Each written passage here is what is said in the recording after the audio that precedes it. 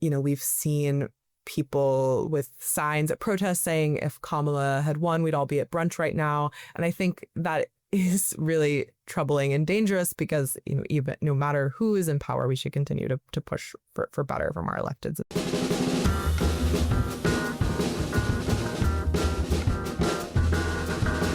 Hello, and welcome back to another episode of In the Meanwhile. I'm Marcus Harrison Green. And I'm Nora Kenworthy. Nora, I got to tell you, recent events have me waking up feeling like it's the roulette wheel of doom. Like, will it be World War III, AI overlords take over, economic collapse, or maybe just a light drizzle of plague and fascism with your coffee? I know, and it changes like 3 times throughout the day, too. I just want to know what flavor of apocalypse we're going to get every day so I can dress accordingly. Is it like tactical fleece and canned beans or like fascism chic? It's very hard to anticipate. So much so. I mean, I will say apparently the dress code these days is civilian body armor. Just in case you missed the photos of LAPD playing G.I. Joe against protesters over the last month. And unfortunately, it isn't just in LA. Yeah, body armor and a face mask. Because I got to point out, as a public health person, we are outlawing masks for health reasons, but masking up for fascism is perfectly fine. Yeah. But whether it's Selma in the 60s or Seattle during the WTO protests in the 90s or what we've seen over the last few weeks, it really does feel like the same playbook over and over again. Riot gear versus righteous anger.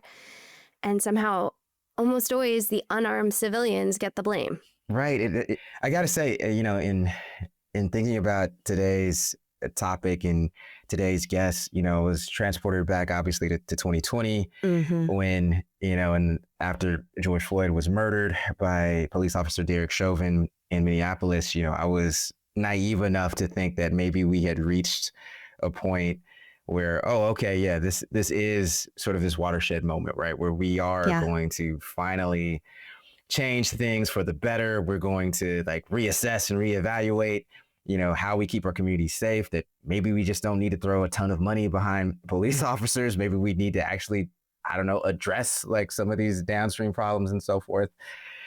And then, you fast forward a year or two later and there's, of course, a huge backlash. Yeah. And I remember at that time, and not to, relitigate the slogan, defund the police, but I was talking to a friend of mine at the time, Enrique Cerna, who I was working with on a limited series podcast. And I remember he was like, dude, that is not going to withstand, that's not going to endure too long. He's like, I promise you, a lot of the folks who I know in the suburbs and other places, they are going to revolt against that eventually. And that is what happened. And he said, I remember him at the time, he said, I think it would have been better if we were workshopping a slogan to say demilitarize the police, because, I think people easily get that a little bit more, particularly with these low information voters. At the time, I didn't think much about it, but, looking back with the advantage of hindsight, it's kind of like, maybe we could have workshopped it a little bit. Maybe things would have happened. And or maybe that change would have stuck, I should say. And I'll say, when you look at those images coming from LA and other places, I do think maybe now is this time to have that conversation in a very real way, particularly when there are so many officials at the city level, at the state level, at the federal level, who continue to sort of run away from anything that whiffs, quote unquote, of defund the police. But I do think the fact that so many people across class, across race, right, across generations are being impacted by heavily armed, heavily militarized police, that, maybe this is the time where folks can be like, maybe we need to rethink just all of these tools and all of this funding that we're giving to these blotted police departments, during this time period when we have so much else that is going on in our communities. Yeah. I mean, maybe it's demilitarized, maybe it's refund community safety. I don't know. I mean, it did feel like whiplash between 2020 and how quickly that slogan and that idea was just tossed out the window. I mean, I remember reading Miriam Kaba's amazing op-ed in the New York Times in 2020, which was titled, "Yes, we mean literally abolish the police." And I remember thinking, oh my God, this is a moment, like the New York Times, you know? And you were very correct. It was just a moment. It was a moment. And then the next election cycle, so I work as I volunteer as a precinct officer, which is like the lowest level of political involvement that you can get. If you believe that all politics is local, it's literally like walking around and talking to your immediate neighbors and trying to get out the vote. And I remember the next election cycle, I was walking around my neighborhood, you know, in North Seattle, where probably in Seattle we had some of the most intense conversations around defund outside of, you know, Minneapolis and other places. But it didn't happen. Right. And I had all these neighbors who were like, wow, the Seattle City Council defunded the police. And I was like, are you kidding me? They are handing out $40,000 signing bonuses to increase the numbers of police in Seattle. But my neighbors completely thought that we had done defund and it didn't work. And it was just such a disconnect from and such a short memory, right, of what the goal was and where we got.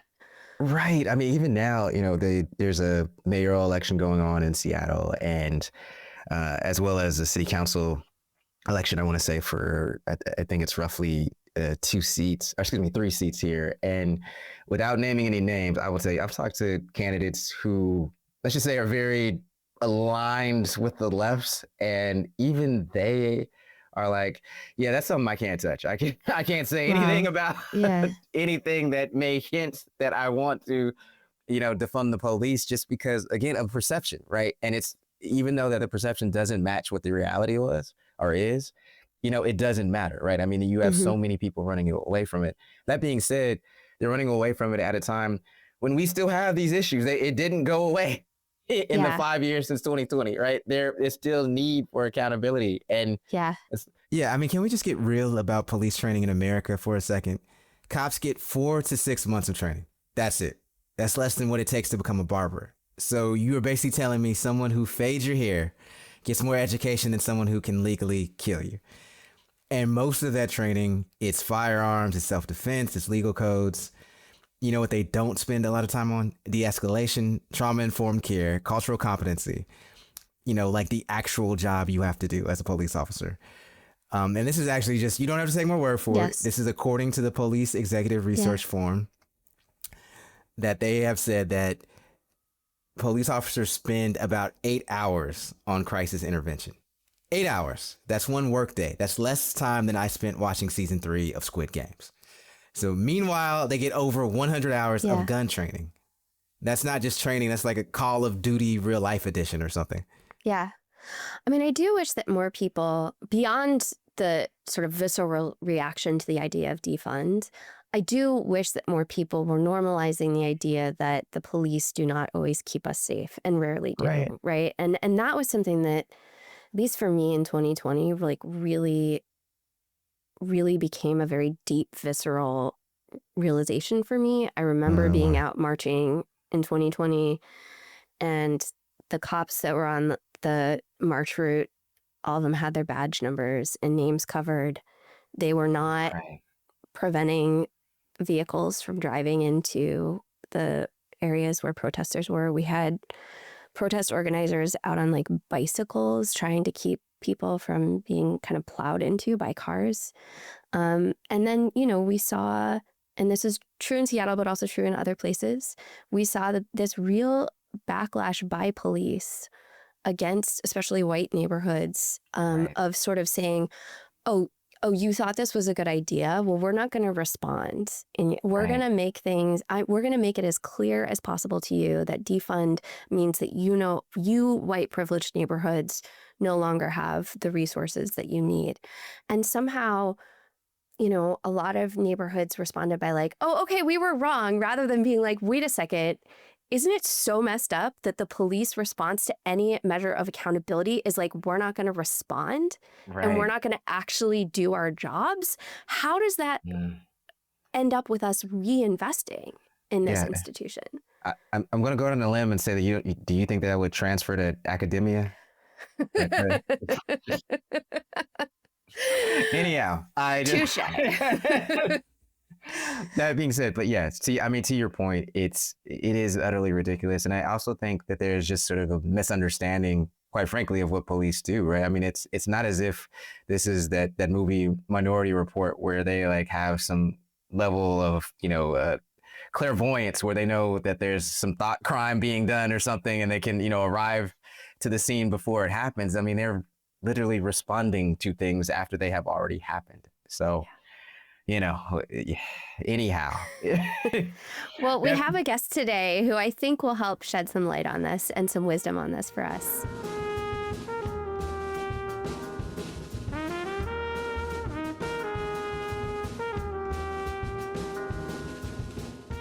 Schuyler Mitchell is a sharp-minded writer, editor, and fact-checker hailing from North Carolina and currently raising hell in Brooklyn. Her bylines have landed in The Intercept, The Baffler, Labor Notes, Los Angeles Magazine, and more. Most recently, she dropped a banger of an article in Truthout unpacking how decades of unchecked LAPD brutality helped set the stage for Trump's protest crackdown. Schuyler, thank you so much for joining us today. Thank you so much for having me. I want to begin at the beginning of your piece in Truthout. You open it with this haunting visual, armor trucks on Sunset, curfews, flashbangs, street medics. For folks outside of LA or those who've maybe grown numb to these images, can you talk about what it feels like to see these cycles repeat? I'm thinking of the WTO protests here in Seattle, the 2020 BLM marches, and so on. Can you talk to us about what's changed, if anything? Yeah, so as I write about in the piece, 2020 was the first time I'd personally borne witness to such a militarized, heavy-handed police response to protest. And I know that it wasn't just like that in Los Angeles. We saw it in 2020 in New York and Minneapolis and across the country. But it's really surreal on the ground to experience because you will be there, you'll see you'll be in a group of people marching, chanting, calling for justice, and then you have cops show up with guns and batons and surveillance drones flying overhead, or like tanks rumbling down the block when the National Guard is called in. So yeah, like you touched on, I think LA in particular has long been a flashpoint for these types of scenes, going back to the Watts Rebellion in the 60s or the Rodney King riots in the 90s. I'm not currently based in Los Angeles, but from what I've heard from people on the ground in the most recent protests against the ICE raids, once again, what we're seeing is really overkill with the police response. Overwhelmingly, the protests have been peaceful. Also, property damage is not the same thing as violence inflicted against people, but even, property damage, while the media might like to really emphasize those images, that's certainly not the vast majority of the people that are showing up to protest and call for justice and to speak out against the ICE raids. So in terms of what's changed, I mean, classic, the more things change, the more things stay the same. One thing that's changed, we definitely have more surveillance and higher tech policing. But, I think that the sad thing is the protests in 2020, people were speaking out against police brutality and obviously the police murder of George Floyd. And there was this moment where it felt like things could really change. And so, I think we were all hoping with the 2025 protests in Los Angeles that maybe the LAPD and, state forces would have learned some lessons from the past 5 years and before then. But I'm not so sure that we're seeing a very different response this time. If anything, I feel like it's been even more heavy-handed. Yeah, and I know you're currently in Brooklyn, and as we know, the New York City police definitely have are known for their vast restraint out there. So, Yeah. but I am just curious too. Just in 2020, as you mentioned, there were. It seemed, at least certainly from my perspective as a journalist, that there was this sort of attention that was finally being paid in some sort of collective way that maybe police, don't necessarily always keep us safe, or maybe, there are some, or maybe there are some issues here that, that have been long standing and we finally need to address them. And then, you kind of had, unfortunately, you had a backlash and some folks sort of fall back asleep. And your piece sort of reminded me of that, in the sense that you point out that it's often the presence of militarized police that escalates violence. And yet time and again, the public is sold the opposite. So I want to ask you, how do we shift public understanding of what actually keeps communities safe? Yeah, that's a great question. Just going back to what you said about the presence of militarized police escalating violence, it's definitely something that, when you're physically there at protests, it makes a lot of intuitive sense. I mean, like I sort of touched on earlier, you might be at a peaceful march or a protest, and then you're having, state forces show up with this display of real state power and often violence. And it can really escalate things. And, but then there's actually a body of research going back 50 years that also corroborates this, there's been lots of studies that have found that when the National Guard is deployed, when police show up with, and respond very aggressively to protests, that this is often what, escalates what's happening on the ground. And so in terms of shifting public understanding,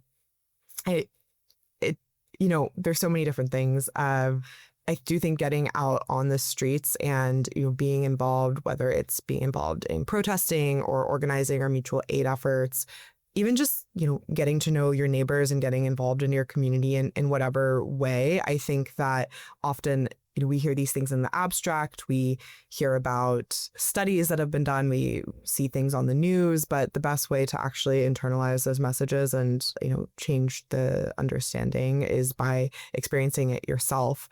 I think that just an example, right, in terms of is, it just takes like one interaction, I think, with somebody who's been personally impacted by the police violence, for instance, to kind of bring that message home and make somebody more aware of, what the reality actually is that's happening. I think. I'm just curious of your thoughts of, because, we in 2020, right? I mean, you had people taking to the streets. It was a catalyst for that was mainly that, a black man was seen on, recorded on film, being murdered by a police officer, essentially. Like we fast forward to 2025 and, you see those scenes in LA and you see sort of a vast array of people who are being impacted, right, by,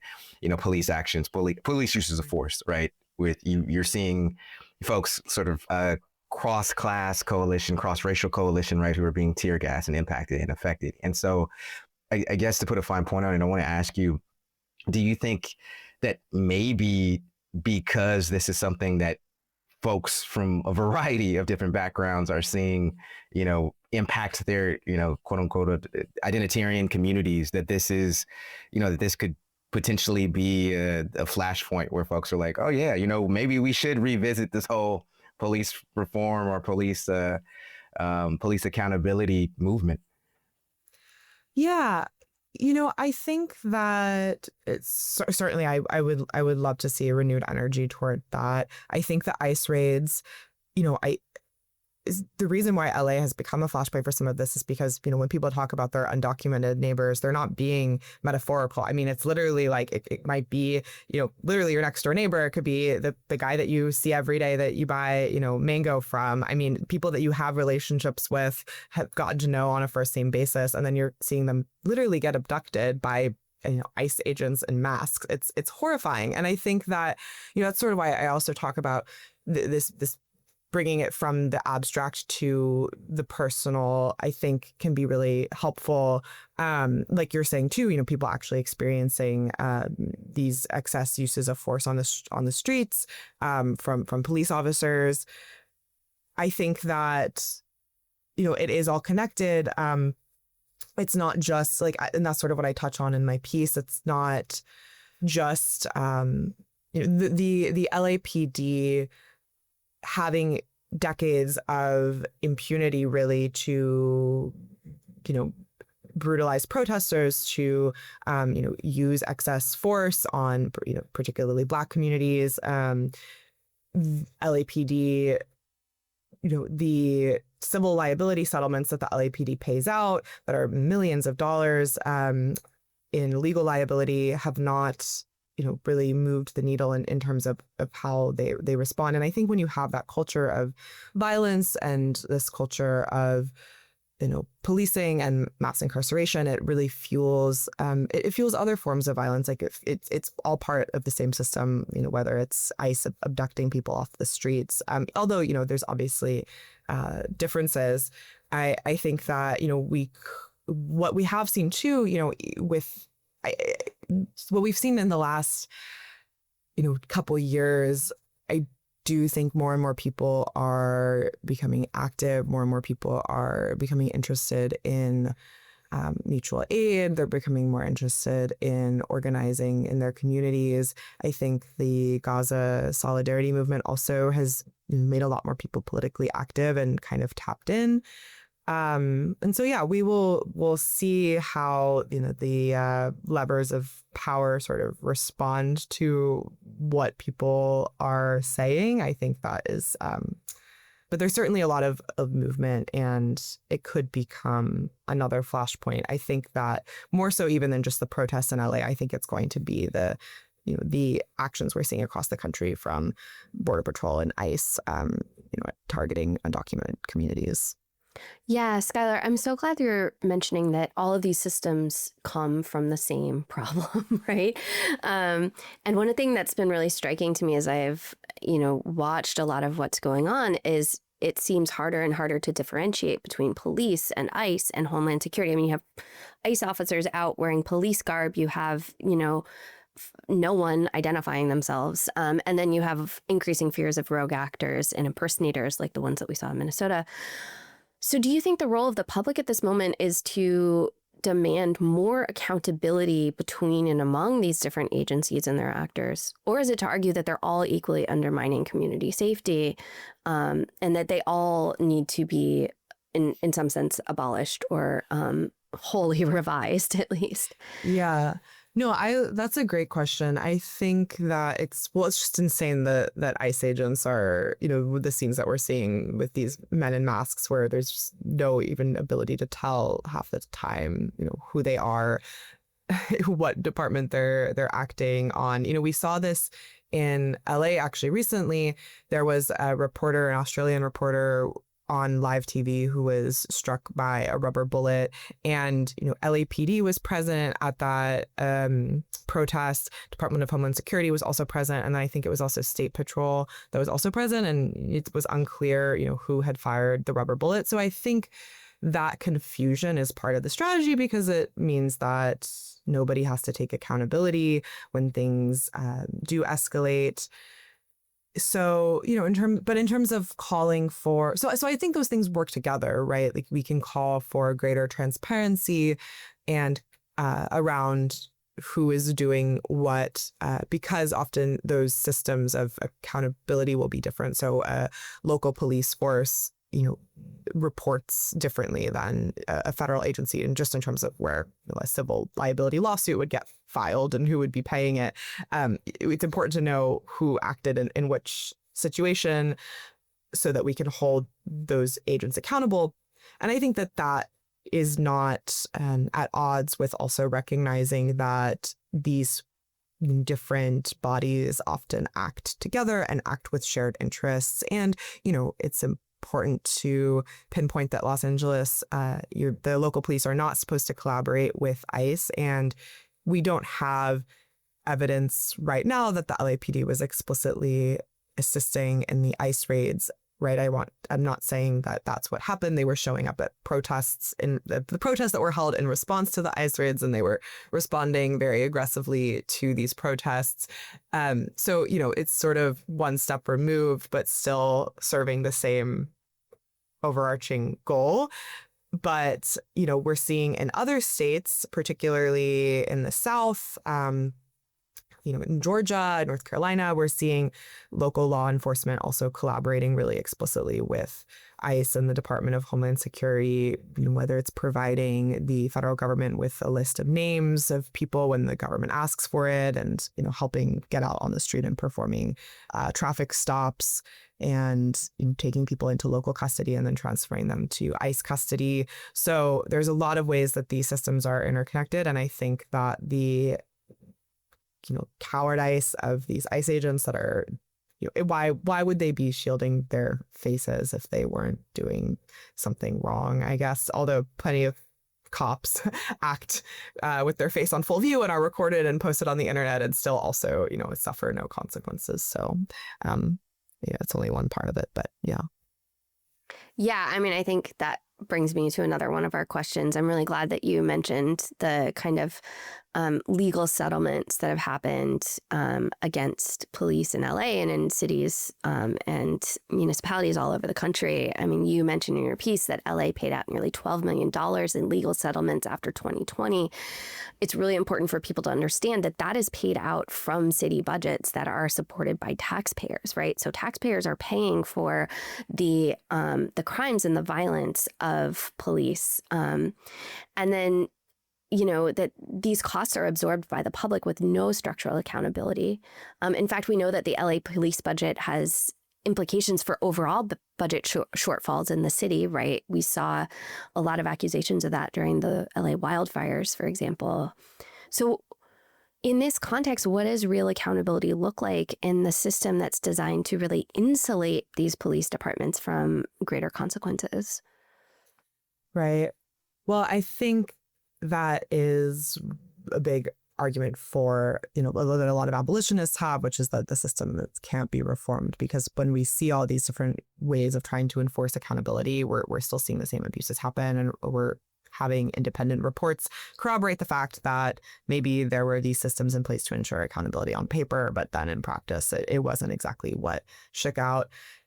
But, on a more granular level, often these liability payments in Los Angeles, and I know it's also the case in New York, are paid from the city's general fund versus the agency-specific budget.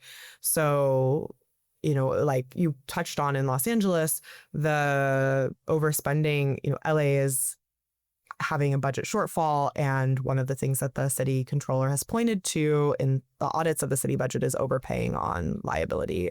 And it's not just the LAPD that has settlements, and this can even be for something like if somebody trips on the sidewalk and sues the city, that's a liability payment. But it is a big portion of that is the LAPD.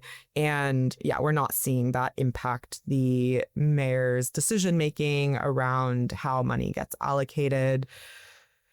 One thing that was happening with the LAPD budget was money has continued to be allocated for police officer positions that they're having trouble filling. So they are experiencing recruitment issues, which I do think is a sign that a big part of that was a drop after 2020. And I think people are more critical of the police, and people are maybe less likely to want to become a police officer, which I think is probably a good thing.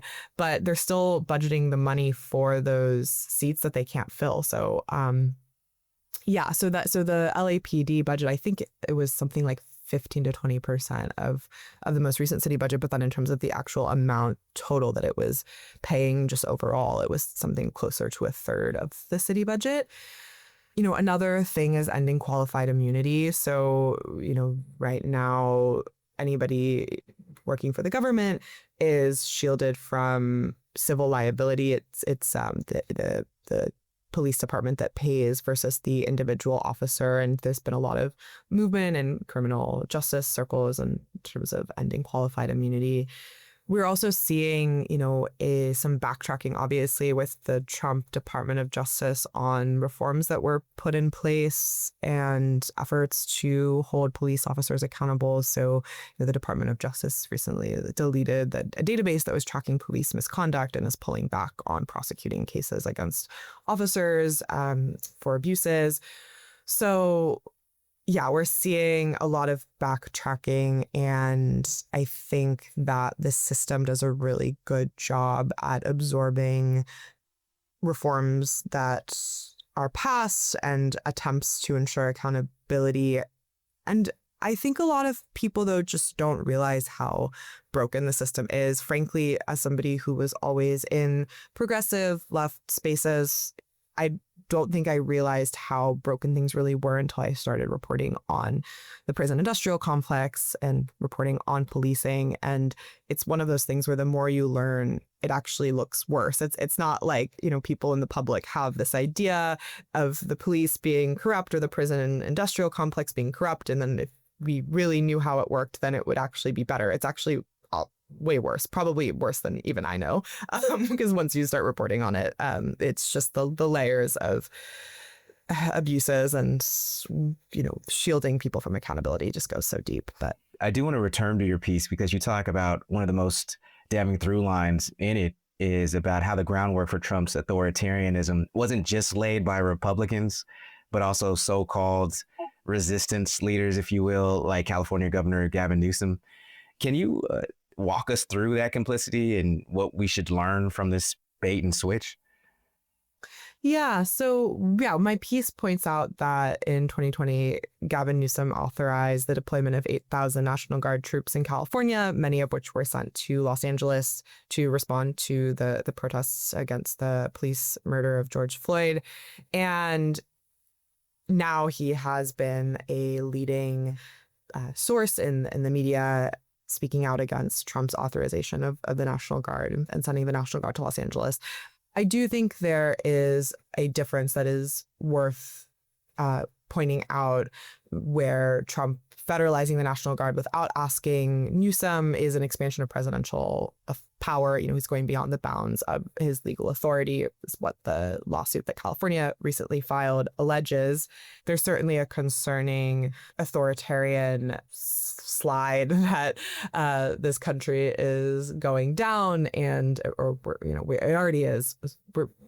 I hate the language of an authoritarian slippage because I feel like it sort of obscures all these ways that we really are in a pretty dire moment. But anyways, Trump has consistently been ignoring the law and ignoring the Constitution and expanding the bounds of presidential authority. And so that was certainly the case in California.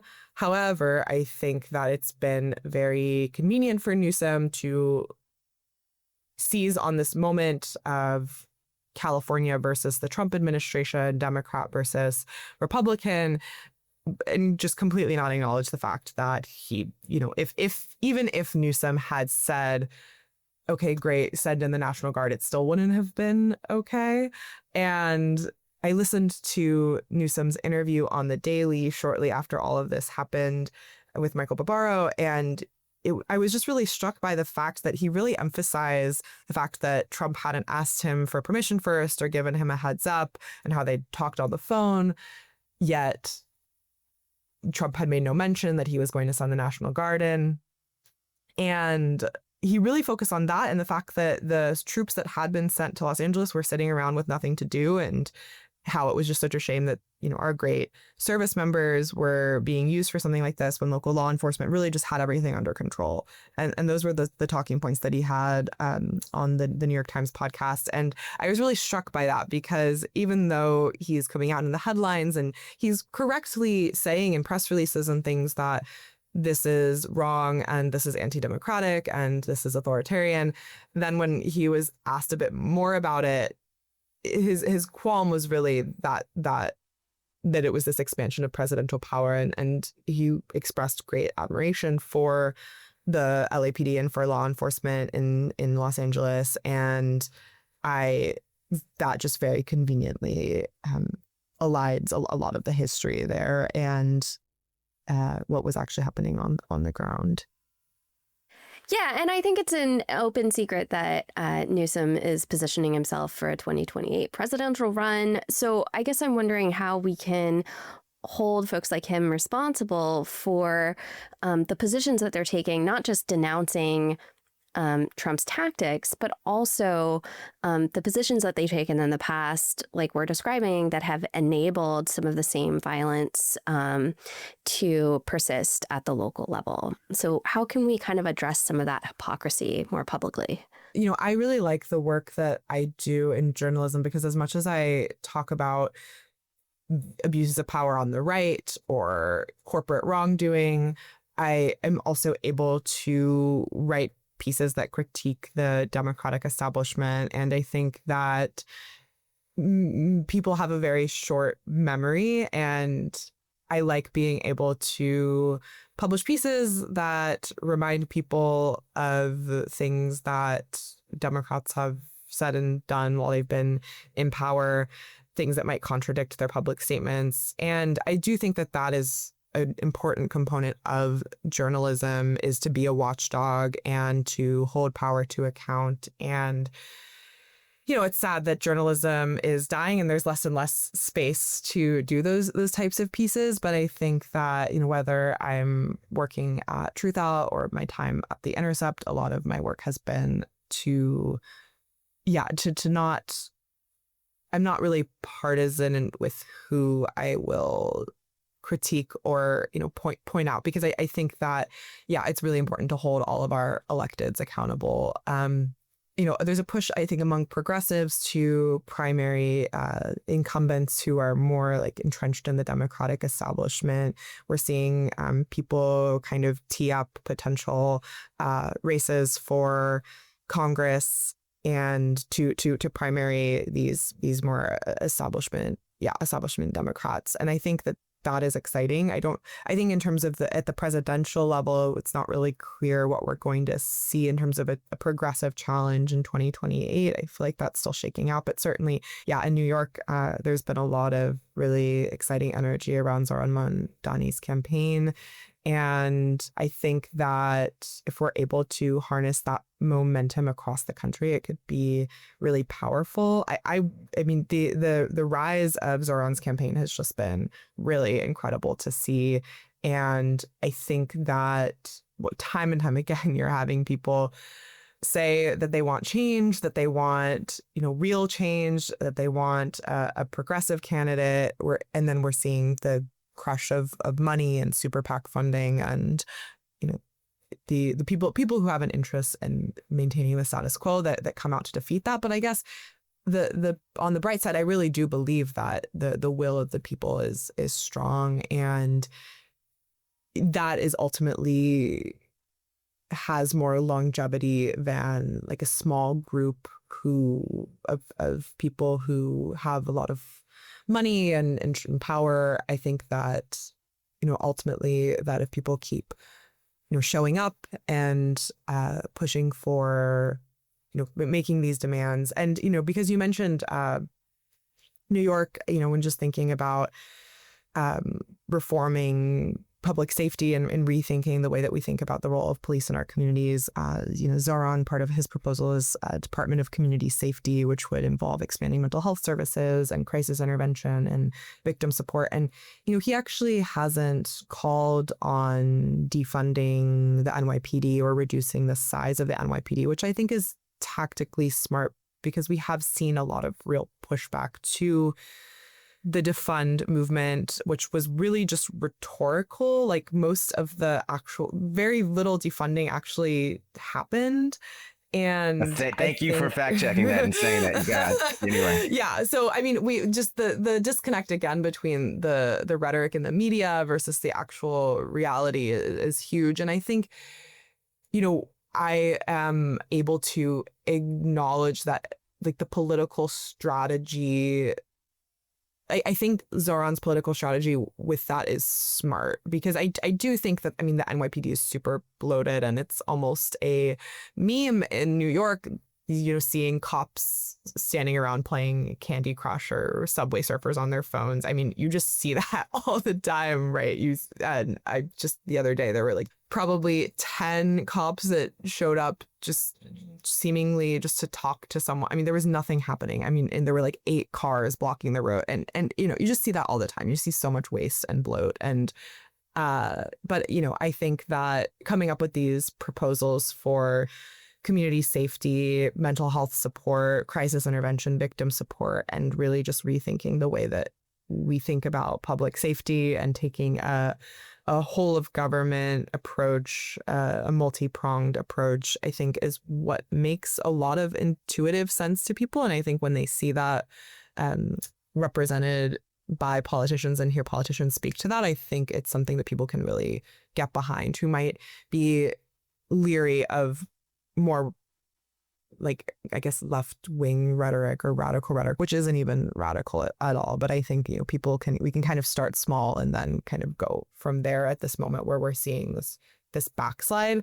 That doesn't mean that we need to move the goalposts, right? Which I think is a really dangerous thing that can happen when we're in a right-wing reactionary moment, is suddenly our demands get contracted, or we're not able to actually see the possibilities or the bigger possibilities that are in place, and we're just sort of in this defensive mode of responding to all of these right-wing attacks and this erosion of civil liberties. And I think it's really important not to get distracted by that, just still have these long-term goals, and then also think really strategically about how we're holding politicians accountable. I'm continuing to push for real progressive change. And I hope that I don't even want to say silver lining of Trump's presidency, because I don't really believe in that. But, we've seen people with signs at protests saying if Kamala had won, we'd all be at brunch right now. And I think that is really troubling and dangerous, because even no matter who is in power, we should continue to push for better from our electeds, and certainly better from the Democratic establishment, and should not be going to brunch. But the good thing is people are really activated right now and responding to the current moment. Yeah, I'm really glad that you mentioned both the brunch thing and the realities of where we are with defund, right? Because in most cities, police budgets have actually grown since 2020. And I would say, we opened with this question for you of like, what's different? What's changed over time? Like, is this just history repeating itself? And it seems to me like the only thing that changes is that police departments continue to get more and more militarized over time, and acquire more and more surveillance technologies and technologies of violence with very little public oversight. You end your piece by talking about calling for people to, as you put it, look beyond the media spectacle to the horizon of abolition. And I guess I'm wondering, like, where are we in relation to that horizon today? I see people starting to use the language of abolition again when referring to ICE, right? I think there's some kind of movement that's happening. But I guess for listeners who are beginning to question or beginning to re-question the role of militarized police and ICE and other agencies, like how would you point them towards that horizon of abolition and what it means for us as a society? Yeah, that's a great question. I think, and I really like that you pinpointed there have been calls to abolish ICE, because ICE is hasn't been around for that long. I think, the Department of Homeland Security was invented, after 9/11. And I think, again, people's memories are very short, but history is very long. And I think that, even though I do think the horizon of abolition, as I put it, feels quite far away right now, to use another, truism, like, progress isn't linear. And I think that, just a few years ago when I think AOC said something about abolishing ICE, there was mostly just a lot of pushback. And now, we're seeing people take up that mantle and in a way that they weren't just a few years ago. So that is very encouraging to see. I think for people who are just beginning to question policing and question the prison industrial complex, question these systems, I think that, kind of going back to what I said earlier, I mean, I approach it from, a deep sort of moral commitment or, ideological commitment. But I think there's also this really pragmatic component where it's, mass imprisonment reproduces conditions that lead to people in prison. Police violence reproduces violence. And this is something that we've seen time and time again. So on this really fundamental level, if you're somebody who is concerned about public safety or concerned about violence in a community, pinpointing the specific ways that the police in that community do or don't actually contribute to reducing that violence or creating a more safe community. It's very well documented, and I think that there a lot of people. I mean, I don't know, when I started getting involved in like a support group for formerly incarcerated people in my community, these people who are involved in the support group who are personally impacted by the criminal justice system, they come from all sorts of different backgrounds, and they don't all come to that space with a particular political party or specific political inclination. They come to that space because they've had this experience. They've seen the abuses of the system firsthand, and the ways that tearing somebody away from a community, that's not just, there's 2 million people that are incarcerated in the US, but every person is an entire universe and network of people. You take one person out of a community and lock them up and sever their ties with society, and that's not just their immediate family, but that has a ripple effect. And I think just calling attention to that, having offering solutions to people that are not, pointing out the ways that when you call 911, police often show up and they cause more problems. That a lot of the time there's been so many instances of that happening where an officer will respond to a call and then end up arresting the wrong person or firing a weapon. And I think that I think for people who are interested, it doesn't need to, we can start small, and we can point out like specific pragmatic ways that the police are making communities safer. Yeah, well, I'll end by saying that I know there are a lot of people who are in sort of desperate need of some form of hope these days, when it comes to this issue of police accountability. And so I want to ask you, what are you seeing even at, sort of the communal levels that gives you hope that, even if you don't have optimism, that just gives you hope that there's, some momentum to carry forward with sort of dismantling what we've come to know as, as what law enforcement is right now? Yeah, well, certainly on the ICE front, I think we've really seen a mass mobilization of different local ICE watch groups, people turning sort of that language of surveillance and community watch kind of back against the state, and keeping each other informed about when they see ICE agents conducting raids and showing up to support and protests when they hear about things. I think that even though things feel quite bad right now, I do think back to 2020 and the COVID lockdowns and how everything felt so crushing and terrifying. And in Los Angeles, we saw a lot of, where I was living at the time, we saw a lot of mutual aid efforts come out of that moment. And then those were then repurposed during the protests in 2020. And then we saw those same groups activate again after the wildfires that happened in January this year. I think the wildfires were a real flashpoint in LA of mutual aid groups coming together and sharing resources. And then I think we're seeing that same infrastructure now kind of be useful during this moment with the ICE raids. And so, as much as it's terrible that bad things keep happening, I also think in LA, there have been these networks that have been forming and kind of growing. And every time there's been a crisis, we're seeing people come together. And it's certainly the case. It was funny when I lived in LA in 2020, people kind of complained about the organizing there being not as strong or robust as it was in New York. And now that I'm in New York, people in New York are pointing towards LA saying, why aren't we as organized as LA is? And so I do also think the grass is always a bit greener. And, it might never feel like enough, but I think that we're seeing a lot of movement across the country and seeing, people respond to disasters. And, I'm originally from North Carolina. This is kind of a totally different well, not totally different. It might seem like a very different thing, but after Hurricane Helene hit in Western North Carolina, the way that community members sort of rose to that challenge to support each other was really incredible. And then we saw it again after the fires in LA.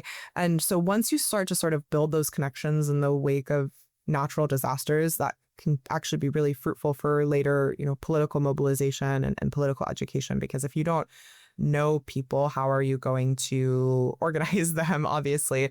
And so I think that there has been, I just think, a lot of attention and energy there. And I think that we need more of it. And I think with the new crises every day that the Trump administration presents, I do think we're going to see more and more people, responding. And that definitely is something that encourages me and gives me hope. Thank you for that. That's like such a lovely way of stating how crisis builds movements. Yeah. And also thanks for affirming that there is such a thing as hurricane season. I know some people don't know that is the thing over in this administration. So, oh my God, yeah. That being said, Schuyler, just thank you so very much for joining us. That was just an outstanding piece in Truthout. We will make sure to link to it. And if we are ever out in Brooklyn, we will make sure to grab brunch, no matter who the leader is. And just thank you for your continued work. Yeah, thank you. I really enjoyed this conversation, and it was so great meeting you both.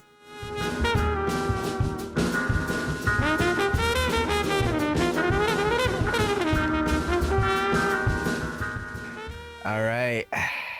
So Nora, comes to that time. My favorite part in our show today is sharing our 8 ounces of joy. I got to say, actually, this might be my favorite time of the week because it's one time where I get to focus on something that is not the hellscape that is right now. So that being said, I went first last week. Care to share your 8 ounces of joy today? Yeah, it was a hard week for me to find joy. I was actually, my mom has been listening to the podcast and she was like, "You sound weirdly optimistic." And I was like, this is me sounding optimistic, according to my mom. But it was a hard week to find some of that joy. That the news felt particularly shitty, as it were. Yeah. But I walked into a really cool print shop over the weekend, and it was just filled with all of this beautiful protest art. And art for pride. And it was just these beautiful handmade posters and zines. And I was just reminded of how much the art of resistance fills my cup and makes me feel so much. It's something that we've seen out on the streets a lot, but I just kind of want to give gratitude to all the artists who are still making art that makes us think about these things. I'm going to give a particular shout out to the website Political Side Quest, which has some really cool resistance art and zines and stuff. And yeah, just all the artists and printmakers and makers of things that make us still feel things. Absolutely. That's a great one, Nora. What's yours? So mine is, I have a friend, she's a Unitarian chaplain in Wisconsin. And so she texted me this story the other day, and it's kind of a Lazarus style story. So she, had this patient who literally on her deathbed, and the family goes and gathers around because her doctor is like, she doesn't have, much time left. And so the family is gathered around her in her hospital bed, and they all go around one by one, apologizing for things that they had did out, that things that they had done to hurt, this person. And by one, she goes and she forgives them. And she, it's they all gather together, they tell each other that they love her. And then, it was if she had, the doctor had thought she had actually passed away the next day, only to only for her not to have actually passed away. And so it, and so she's alive right now. And so the family, kind of gathered again. Wow. And was just like, well, we have like, in some ways, we don't know how much time we have left with you, right? But we know that we sort of have a reset with you in some ways, right? We have a renewed relationship, right? And so how do we take that time now with having let go of this hurt and having let go of the pain that we caused each other? How do we live now, right? And I don't know, I'm not a woo person, as you know, but I thought just that being a great metaphor for right now, right? Of like, what can we do, in terms of our own sort of interpersonal relationships when we've forgiven people or people have forgiven us, and how do we then proceed to live life once we're no longer carrying, grudges and pettiness and pain, and how do we approach life after that, right? Given sort of grace. And so I don't know. I've been thinking about that, over the last few days, and if nothing else, that just I don't know. It's just a nice story. Yeah. Anyhow, it reminds me so much of our conversation with Dean Spade last week about repair, and how important that work is, but also that new chances come along all the time. Yeah. It's I think. Somebody told me once, like, you live long enough, life will give you the grace of second and sometimes third chances, right? You just have to be attuned to them. So anyhow, well, on that note, I will go, before I start sounding too much like Brene Brown, I guess, today. I will, on that note, we will go ahead and I will read us out. Thank you for joining us for another episode of In the Meanwhile. As always, a huge shout out to our sharp-eared producer, Jessica Partnow, and to the musical genius, Aham Aluo, for our show music. You can find and follow us on your favorite podcast platform or on YouTube, Instagram, or Blue Sky. New episodes drop every Friday, and until then, we'll see you in the meanwhile.